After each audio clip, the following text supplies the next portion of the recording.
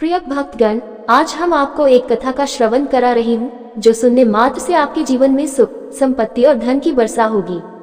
तो चलिए कथा को प्रारंभ करते हैं। भगवान शिव माता पार्वती से कहते हैं, इंसान को परमात्मा का स। क्या आपको पता है ऐसा क्यों होता है? वहीं आपने कई लोगों को ये कहते सुना होगा कि भगवान भोलेनाथ मेरे साथ हैं और हर समय मेरी मदद करते हैं। फिर माता पार्वती कहती है, आप प्राणनाथ, यह सत्य है। फिर भगवान शिव कहते हैं, हे देवी भोले, अगर आप ये कहानी सुन रहे हैं तो पूरा सुनिए। इस कथा को आधा अधूरा छोड़कर जाने की गलती मत करिएगा, क्योंकि इस पवित्र कथा को पूरा सुनने से मन चाहा फल की प्राप्ति होगी। इसलिए इस कथा को पूरा सुने। आप शिव भट्ट हैं तो उस ब्राह्मण का नाम गिरिधर था और वह भगवान शिव का अत्यधिक अनन्य था। ब्राह्मण के पास पुरोहिताई के अलावा कोई दूसरा काम नहीं था।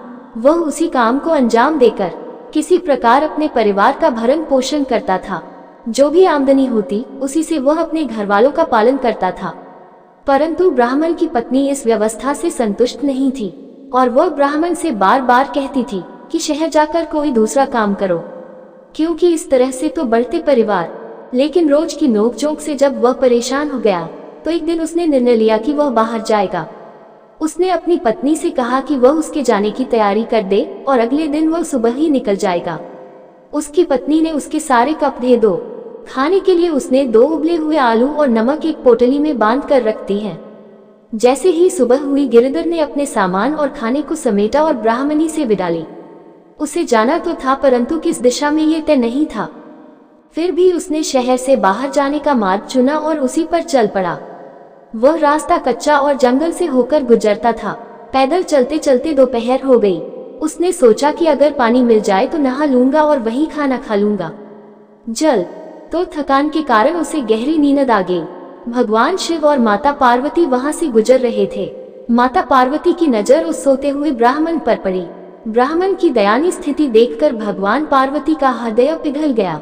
भगवान शिव ने पार्वती से कहा, हे पार्वती, तुम्हारा हृदय बहुत कोमल है, इसलिए तुम हर किसी की सहायता के लिए सदैव प्रस्तुत रहती हो। शिव जी ने आगे कहा, छोड़ो ये सब, ये तो मनुष्य के कर्मों का नतीजा है, जैसा कर्म कोई करत। पार्वती जी की बात मानकर भगवान शिव उस सोते हुए ब्राह्मण के पास पहुंचे और उन्होंने उसकी खाने की पोटली में 2 लड्डू रख दिए और वहां से चले गए। पार्वती जी ने कहा, अब आपने इसका प्रबंध कर दिया है। ब्राह्मण अभी भी सो रहा था और उसे इस घटना का कोई भी ज्ञान नहीं था। जब उसकी नींद खुली और उसे भूख लगी तो उसने अपनी पोटली उठाई और जब उसने उसे खोला तो उसने देखा कि पोटली के ऊपर 2 ताजे लड्डू रखे हुए हैं। उसने सोचा कि शायद किसी भक्त के घर से लड्डू मिले होंगे और उसने फटाफट लड्डू उठाकर मुंह में डाल दिए। उसे हैरानी हुई जब उसने देखा कि पोटली से 2 लड्डू खाने के बाद भी वहां 2 और लड्डू अपने आप गया। रात का पहला पहर खत्म होने से पहले ही वह घर पहुंच गया। उसकी पत्नी ने उसे देखते ही उसे डांटना शुरू कर दिया, तुम्हारा सत्यानाश हो, मैंने तुम्हें कितना समझाया था जब घर से बाहर भेजा था, लेकिन तुमने वो भी नहीं किया। हमारे दुख के दिन अब खत्म हो चुके हैं। मैं ऐसी चीज लेकर आया हूँ कि देखकर तुम खुश हो जाओगी। ब्राह्मणी ने कहा कि मैं भी देखूं कि आखिर तुम्हें कौन सी ऐसी चीज या कौन सा खजाना न बिल्लियों की तरह खुशी से उछल रहे हो। लो, लड्डू खाओ। ब्राह्मणी ने लड्डू उठाकर खाया और उन्हें बहुत स्वादिष्ट पाया। उन लड्डू की तो बात ही कुछ और थी। उसने जीवन में ऐसे लड्डू कभी नहीं खाए थे। वह एक के बाद एक कई लड्डू खा गई, लेकिन पोटली से ब्राह्मणी ने कहा कि उसने तो पोटली में सिर्फ 2 आलू रखे थे, तो ये लड्डू कहाँ से आ गए। भोलेनाथ की कृपा को समझकर उन्होंने इस बात को वहीं समाप्त कर दिया। फिर गिरिधर ने अपनी पत्नी से सलाह करके घर के बाहर गिरिधर हलवाई किस पे जो भी गिरिधर के लड्डू खाता वह उनकी तारीफ के बिना नहीं रह पाता, क्योंकि ऐसे स्वादिष्ट लड्डू उसने पहले कभी नहीं खाया होंगे। जो कि भगवान शिव का स्पर्श उन लड्डुओं को प्राप्त हो चुका था, इसलिए वे बहुत ही लजीज थे। गिरिधर ने अपनी थैली को छिपा कर रखा था और इस रहस्य को गुप्त रखा था। फिर भी गांव के लोग हैरान थे कि उन्होंने कभी गिरी। उसने घोड़ी भी खरीद ली और अपनी पत्नी के लिए कई गहने बनवा दिए। उसकी पत्नी अब सोने चांदी के गहनों से सज चुकी थी। पत्नी की सलाह पर उसने राजा के दरबार में जाना शुरू कर दिया था। लेकिन वह कहावत है, ना माया मिली ना राम। किसी शत्रु ने उसकी थैली के रहस्य को जान लिया था और यह बात राजा के कानों तक भी पहुंच गई थी।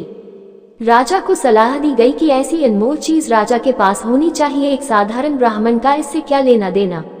राजा ने सोचा कि राजा ने तुरंत अपने सिपाही को भेजकर उस ब्राह्मण को दरबार में बुलवा लिया, और जब वह दरबार में आया तो राजा ने उसकी थैली की मांग की। गिरधर ने शुरू में तो बहुत अनकानी की, परंतु राजा के आदेश की अवहेलना करना उसके लिए संभव नहीं था।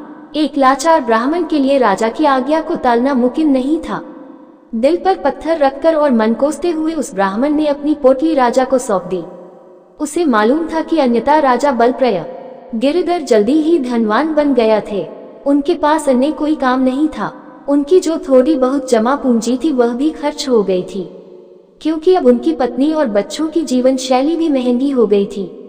उन्हें अपनी पत्नी उनकी पत्नी ने फिर से उसी स्थान पर जाकर भोलेनाथ की कृपा का आशीर्वाद लेने को कहा।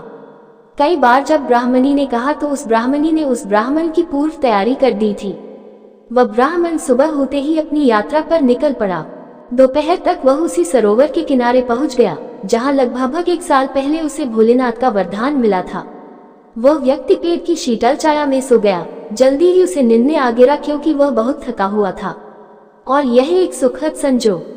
उन्होंने तुरंत भगवान शिव से कहा, भोलेनाथ, आपको याद होगा कि हम 1 साल पहले यहाँ से गुजरे थे। ये वही ब्राह्मण है जिसकी आपने मदद की थी, लेकिन देखिए तो उसकी हालत अभी भी वैसी ही है, कोई परिवर्तन नहीं हुआ। ये कहे भोलेनाथ, जो सर्वज्ञानी और अंतर्यामी थे, उन्हें पता था कि ब्राह्मण की पोटली कहाँ गई थी। फिर भगवान शिव ने उस ब्राह्मण की पोटली में 2 लड्डू डाले और उसकी जगह पर 2 ईंटें रखती और पोटली को बंद कर दिया। जब उन्होंने तुरंत उस सरोवर में स्नान किया और शिवजी का नाम लेकर अपनी पोटली खोली। क्या देखते हैं, वे हैरान रह गए कि पोटली से एक ईंट तेजी से निकली और गिरधर के माथे पर बहुत जोर से लगी। उनकी आंखों के सामने तारे नजराने। करीब आधे घंटे बाद जब उन्हें होश आया तो उन्होंने देखा कि माथे पर एक बड़ा उभार आ गया है और आंख नीली पड़ गई है। उन्हें मन ही मन शिव जी की इस अनुकंपा पर हंसी भी आए और गुस्सा भी आया। वे सोचने समझने की स्थिति में। रात में गिरधर घर पहुंच गया जहां उसकी पत्नी उसका इंतजार कर रही थी। गिरधर की हालत देखकर उसकी पत्नी को बहुत धक्का लगा और वह उदास हो गई। उसे लगा कि गिरधर खाली हाथ लौटा है और गिरधर ने भी पोटली के बारे में कुछ नहीं बता। पोटली खुलते ही उसमें से ईंट निकलकर उसके माथे पर लगी। ईंट लगने से उसकी चीख निकल गई और वह हाय राम कहते हुए पीछे हट गई। कुछ समय बाद होश में आने पर उसने पोटली बंद कर दी और थोड़ी देर बाद सो गई। उसने सोचा कि भोलेनाथ ने लड्डुओं की जगह ईंटें क्यों दी। वह पोटली को गांव के बाहर सुनसान जगह पर ले गया और भोलेनाथ का नाम लेकर पोटली का मुंह खोला। उसे आश्चर्य हुआ जब पोटली से ईंटें तेजी से बाहर निकलने लगी। उस ब्राह्मण को अब पता चल गया था कि राजा से युद्ध करके अपनी पोटली वापस पाना ही भगवान भोलेनाथ की इच्छा थी। गिरधर, जो कि ब्राह्मण था, चुपचाप पोटली लेकर अपने गृह लौट आया। उसने राजा को संदेश भेजा का राजा ने 5 से 10 सैनिक को उसे पकड़कर लाने का हुक्म दिया। सैनिक उत्साह से भरकर उसके घर की ओर बढ़े और गिरधर को बाहर निकालने के लिए चुनौती देने लगे। गिरधर पहले से ही तैयार बैठा था। उसने पोटली को घर की छत पर रख दिया था। सिपाही घायल हो गए और डर के मारे भाग गया। लगभग 300 मीटर तक ईंटें उन पर गिरती रही। वे भागकर राजा के पास पहुंचे और पूरी घटना उसे बताई। ऐसी एक तरफा लड़ाई नहीं तो उन्होंने कभी देखी थी और नहीं सुनी थी।